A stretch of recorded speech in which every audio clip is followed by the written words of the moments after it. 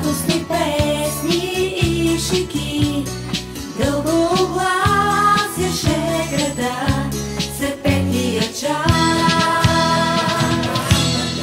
Един неразделен глас съобщи тревоги и мечти, чертаеше своя път и вярвахме всички до един, че ни чакат само празници, че щедро без предел времето пред нас.